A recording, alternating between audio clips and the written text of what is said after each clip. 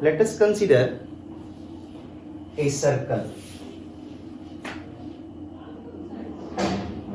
So it is a circle and its center is O and it is in the xy plane.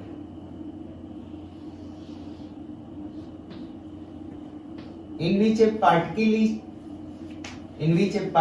P is moving in this circular path in anti-clockwise direction, and at t equal to 0 the position of the particle is P, and since it is moving in a circular path, it means it is in motion. So after some time,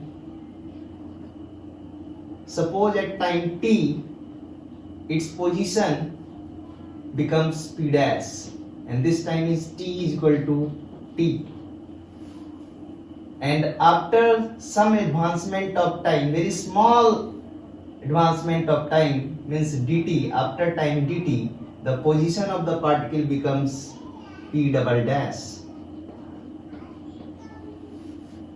and P double dash at the position P double dash, time is t is equal to t plus delta t plus dt, and dt is very small change in time.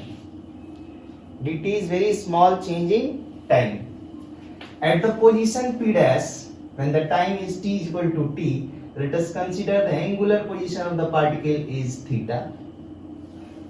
And after the advancement of time dt, the particle reaches to the point P double dash, and suppose the change in angular position is d theta.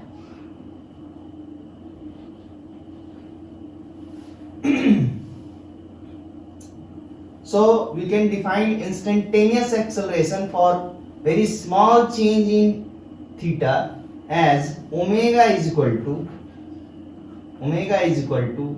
change in angular position d theta divided by time taken, that is dt. So omega is equal to d theta by dt at this moment. This is the instantaneous acceleration which is I am calculating at point P dash, because d theta is very small.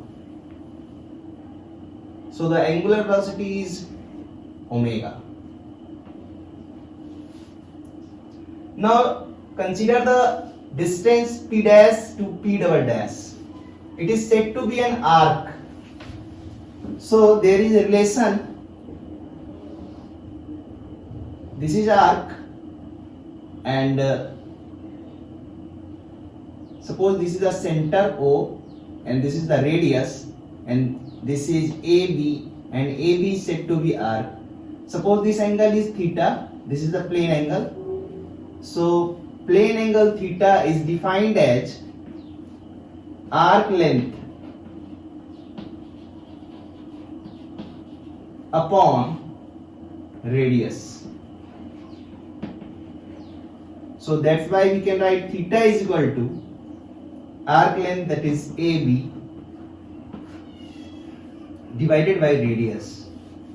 This implies arc AB dash is equal to r into theta. So the length of arc, this arc is r theta. Similarly, if we consider this triangle P dash O P double dash, so in triangle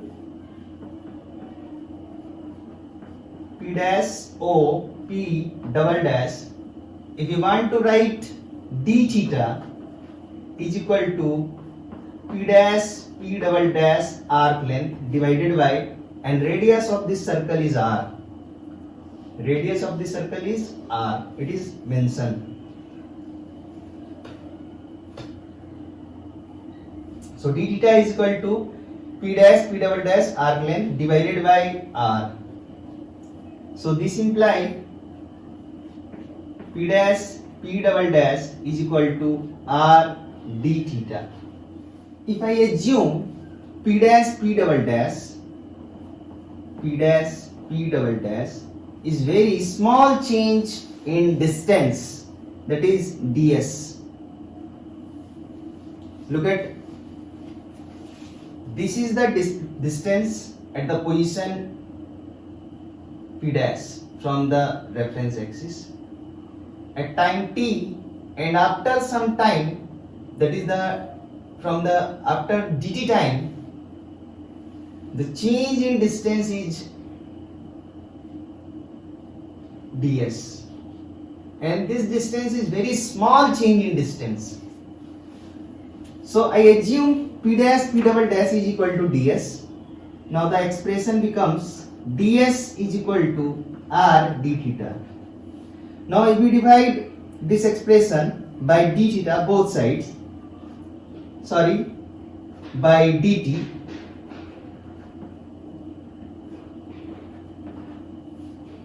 so this is distance, this is the time, so we will get speed. So this is the rate of change of distance, s, d by dt of s, that is s, that is changing. So we will get speed, that is v, is equal to r d theta by dt is omega. So omega is equal to r, omega is equal to v divided by r, where omega is angular speed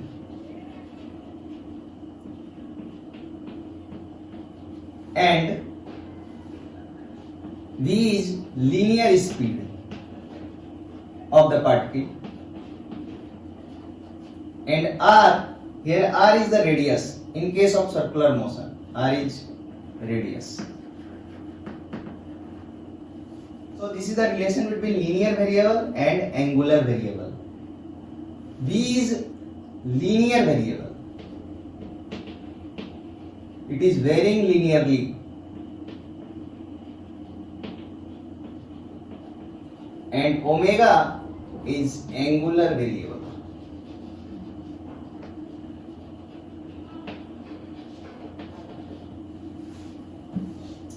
So this is the relation, omega is equal to v upon r.